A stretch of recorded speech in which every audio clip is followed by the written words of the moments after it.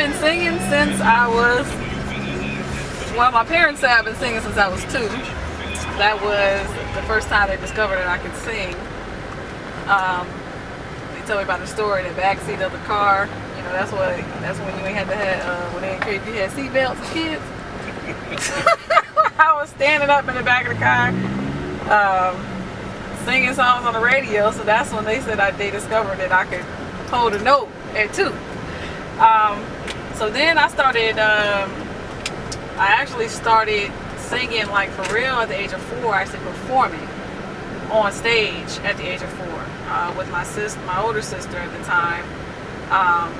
And then as I started getting older, my sisters and I have 3 sisters and 1 brother.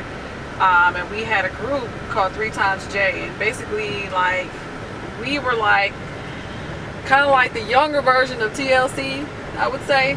That's what we used to get compared to a lot with them. We did like all kinds of major shows that came through Cleveland and Youngstown, as well as Pittsburgh. We kind of basically traveled in that area, doing shows after shows after shows. We didn't have summers.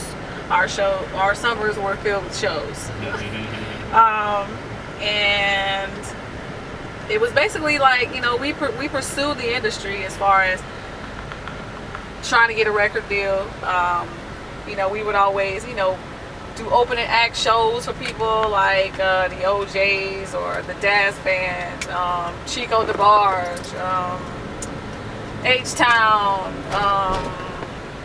Man, I mean, we did so many shows. The bigger shows that came to Ohio, we were the opening act for those shows. So we was always in like different places where people say like be in the right place at the right time, and you know certain things will happen. We was always in front of somebody that was famous or could make things happen or whatever.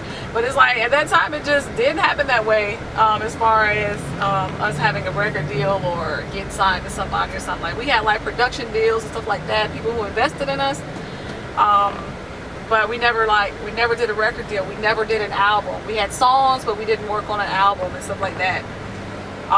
So just I guess as I progressed, as I got older, I became a solo artist, and I'm trying to think, before then I was always I was a solo artist after I got older. I went to college during that time, as I was an artist. What was that? Okay. I went to college at that time. I have a bachelor's degree in science. So I'm actually a degree biologist. And so after I graduated college, I just started pursuing music full time. And I'm just now getting to the point in my career where I actually worked on an album. Because then I was with a production company where I was a songwriter.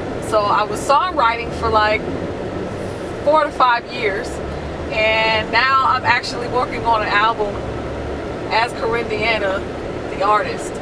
So I've had a very extensive journey in this industry, and like it's just really at that time where I'm making a mark now as an artist, and I'm gonna make a mark in this world as an artist with music.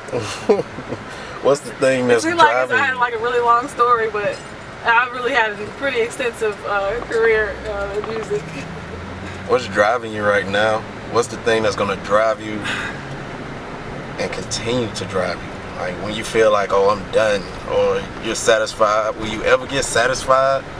You know what will continue to drive me is results. Is people's lives being impacted, people's lives being changed, and by my music and by the words and content. I'm very conscious of the content that I write and what my songs are about, what they pertain to, what are they talking about. There's always going to be something in there that's uplifting, whether it's relationship or whether it's life or whatever it is that, you know, saying that you're going through. It's going to be relatable. You're going to be able to connect with the song. And what'll drive me, man, is just results.